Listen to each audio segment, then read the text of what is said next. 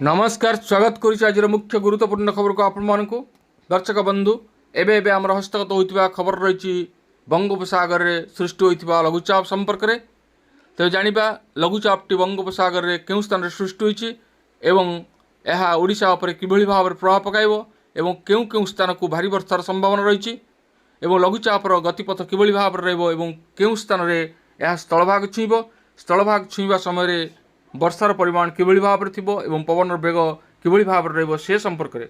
संपूर्ण विवरणी मुझे आपण मानक ए वीडियो प्रदान करी से आपण निश्चित वीडियो को प्रथम शेष पर्यंत देखिए जब वीडियो भल लगे तो पाखे लाल बटन निश्चित सब्सक्राइब करेंगे पाखे आसुवा बेल आइकन बजाइदेवे और ऊपर आसुवा ऑल नोटिफिकेशन क्लिक करके भूलें जहाँफल एभली वीडियो सर्वप्रथमे आपण मान निकट में पहुँच पार तेज आसतु जाना आज पाणीपाग संपर्कित बा लघुचाप संपर्कित विशेष गुरुत्वपूर्ण खबर को वर्षार भिजिब दशहरा लघुचाप प्रभाव में आसंता 4 दिन पर्यंत प्रबल वर्षार संभावना रही नहीं आंचलिक पाणीपाग विज्ञान केन्द्र पक्षर स्पष्ट कर तेबे बुधवार केंद्रीय बंगोपसागर में एक लघुचाप क्षेत्र सृष्टि हेब यह अक्टोबर 2 तारिख बेलू पश्चिम केंद्रीय एवं पार्श्ववर्ती उत्तर पश्चिम बंगोपसागर अवपात परिणत होगा संभावना रही यार प्रभाव में बुधवार ठार वर्षा बढ़िबो बोली आंचलिक पाणीपाग विज्ञान केन्द्र पक्षर स्पष्ट कर राज्य में उत्तर आभ्यंतरीण सह उपकूल और दक्षिण ओडिशा रे घूर्णिबलय लघुचाप प्रभाव में आसंता 24 घंटे विभिन्न जिले में बिजुली घड़घड़ी सह वर्षा होवार संभावना रही विशेषकर नवरंगपुर कोरापुट मालकानगिरी रायगड़ा कलाहांडी गजपति गंजाम आदि 8 जिला को येलो वार्निंग जारी कर पाणीपाग विभाग सेहीपरि लघुचाप सृष्टि पर 2 तारिख प्रबल अति प्रबल वर्षा नहीं 5 जिला मालकानगिरी कोरापुट रायगड़ा सह कंधमाल और गजपति जिला को ऑरेंज वार्निंग जारी कर पाणीपाग विभाग यही सबू जिले में बिजुली घड़घड़ी सह 30 ବା 40 ରୁ 50 किलोमीटर बेगर घंटा प्रति पवन बहिबार संभावना रही पाणीपाग विभाग अपरपक्षे गत 24 घंटे केतेक स्थान में हालुकारू मध्यम धरण वर्षा हो पारे बोली पाणीपाग विभाग कंधमाल राइजेरिया सर्वाधिक 41.6 मिलीमीटर वर्षा होता रेकर्ड कर अक्टोबर 1 ରୁ 4 तारिख पाग खराब रहा सहित समुद्र अशांत रही पारे ओडिशा उपकूल और बाहर और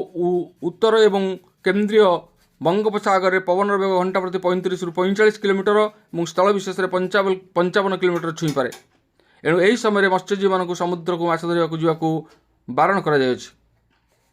भुवनेश्वर आंचलिक पाणीपाग विज्ञान केन्द्र पक्षर जारी होता एक ट्वीट रु यही सूचना मिली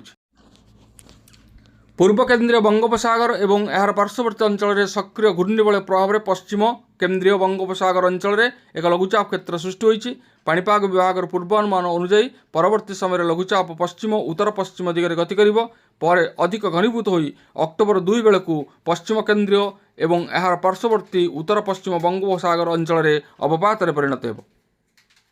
संभाव्य अवपात पश्चिम उत्तर पश्चिम दिगरे गति करने सह आसंता 3 तारिख सकाळ बेलू दक्षिण ओडिशा एवं उत्तर आंध्र प्रदेश उपकूल स्थलभाग अतिक्रम कर संभावना रही लघुचाप प्रभाव में राज्य में 3 तारिख पर्यंत तुहाकु तुहा वर्षा लगी रहिबो विशेषकर दक्षिण ओडिशा जिलागुड़िक प्रबल वर्षार संभावना रही एथिपाई पाणीपाग विभाग पक्षर ऑरेंज वार्निंग जारी कर सारा राज्य में पार्वणर माहौल रही दशहरा मंडप में माँ दुर्गा पूजा पाँच गाँव सहर सबुठी उत्सव मुखर किंतु लघुचाप वर्षा नवमी दशमी एवं भसाणी को प्रभावित कर आशंका रही मंगलवार पाग खराटे रही तथापि मालकानगिरी और हीराकुद में हालुका वर्षा होपटे जून 1 ରୁ सेप्टेम्बर 30 मध्य राज्य में स्वाभाविक वर्षा 1150.2 मिलीमीटर तुलन में 11,050.9 मिलीमीटर हो तेबे आज पाणीपाग संपर्कित विशेष गुरुत्वपूर्ण सूचना आज पुणी देखा आगामी वीडियो रे। रोच धन्यवाद नमस्कार।